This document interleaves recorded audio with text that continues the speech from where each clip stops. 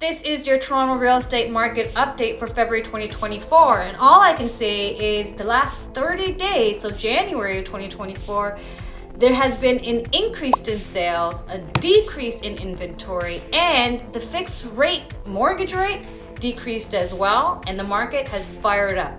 You're going to hear a lot on the news that there's tighter market conditions compared to 2023, but that's just saying the least. It's being safe. The market is getting very tight, and it's not even a spring market yet.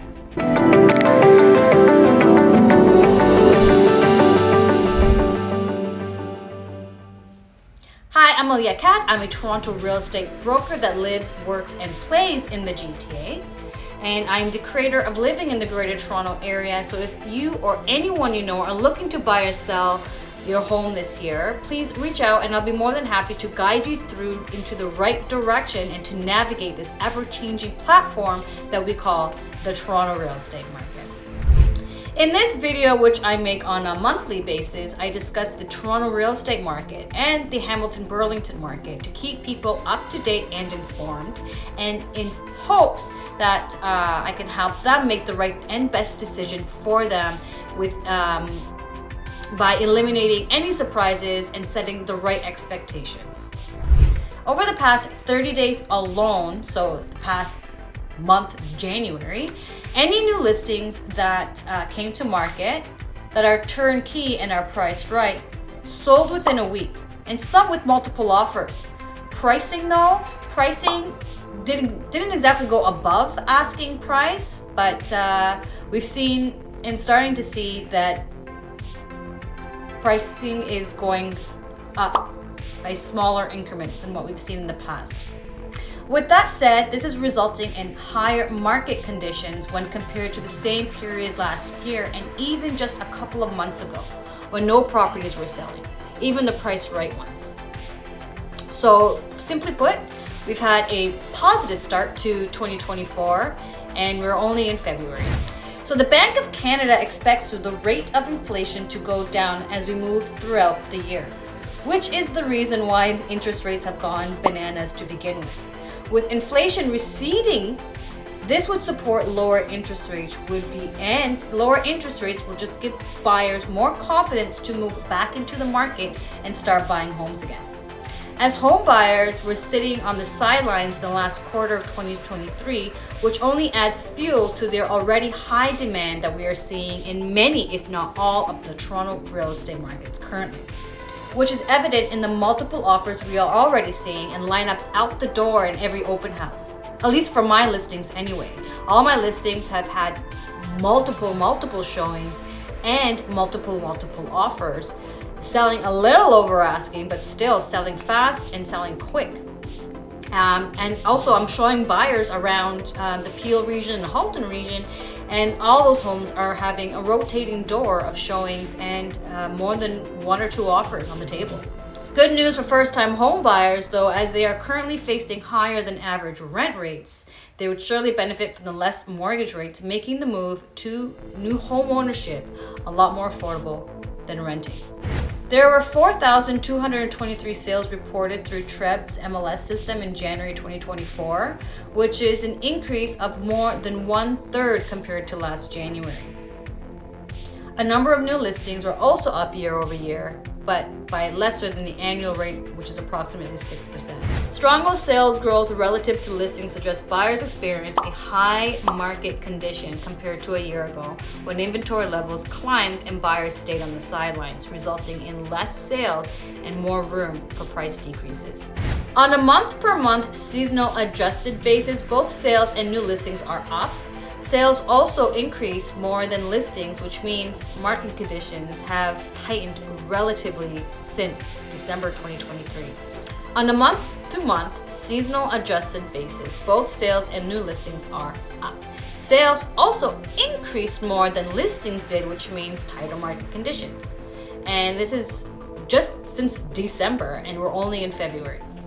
Interest rates held again and again, and in layman's terms, that the market is heating up, where typically we see more sales than any other season. And once the Bank of Canada actually starts cutting policy rates, which is likely going to happen in the second quarter of 2024, expect home sales to pick up even further and with more competition between buyers this year. As demand picks up and more supply seems to be constrained, the end result will be an upwards pressure on selling prices over the next year. The MLS Home Price Index Composite in January 2024 was down by less than 1% year over year last month. The average selling price was also down by 1%. And the average benchmark price for the past month of 2024 is at $1,026,000, which is roughly $10,000 less than it was the previous year at the same time. But on a month-to-month seasonal adjusted basis, both the MLS and the HPI, the Home Price Index Composite, says that the average selling price also trended lower, which is also common for December and January months. Housing market conditions are expected to improve with lower borrowing costs, but there are still a number of policy issues that need to be addressed. One being at a federal level that's reflected on the Office of the Superintendent Financial Institution, the OSFI, which have implemented the mortgage stress test request, and especially to its application for different points in the interest rate cycle. And other issues at a municipal level, where raising property taxes without consideration or support from the federal and provincial governments won't eliminate Toronto's structural deficiencies. Helping first-time home buyers get into home ownership should be the momentum and the movement across the entire government, which will relieve pressure on the rental markets. As affordable homes in Toronto, to me and to many, seems to be more of a fairy tale that we tell first-time home buyers, especially if nothing changes. There is a 2024 Market Outlook Year in Review report and digital digest that is circulating as of February 8th. So if you would like to get a copy of it, send me a request and I'll forward you an email with this Market Outlook and digital digest. This is actually a sought-after resource that provides industry insights and forecasts for what is in store for the GTA real estate market, and readers will benefit from the new research and social implications of unaffordability and what is required and evidently prepare for with this raising population. Now let's move west to a wonderful place that I call Hamilton-Burlington, where to me and why I love these markets is because it reminds me of the upside down world of Toronto, where it's not that hard or far to get to from Toronto and Hamilton and back. And Burlington is actually the neighboring town with Oakville, and Burlington has the Hamilton markets that it feeds into and vice versa, and Oakville has the Toronto and Peel region as its feeder cities. So I really feel like Burlington, Oakville, Toronto, Hamilton, and these two markets are actually my favorites because you can see trends going there and back. Also, Burlington and Oakville are both the number one places to live in Canada. So prices remain relatively stable compared to last January, but market conditions differ within the entire region of Hamilton-Burlington. On February 1st, 2024, 608 sales were recorded and are slightly higher levels than what was reported last year, as gains in detached and semi-detached sales offset the decline in apartment and row style townhomes and condominiums. So mainly, inventory levels slowed compared to those seen at the end of 2023, but are still 11% higher than what was reported last year. The year-over-year gains in inventory was mostly offset by the gains in sales, and the months of supply remained relatively stable compared to the previous year. Inventories are higher than reported in the past decade. However, they are more consistent with what was reported in the region before 2024. It's not a surprise that sales remain below long-term trends given the higher interest rates, and while inventory levels are also higher, they are still considered low when you look beyond the past decade that struggled with low inventory.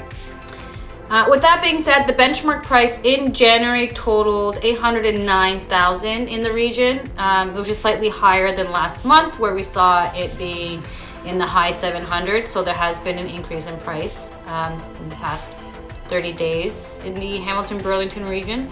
While the overall prices have not changed much, we have seen variations based on location and property types.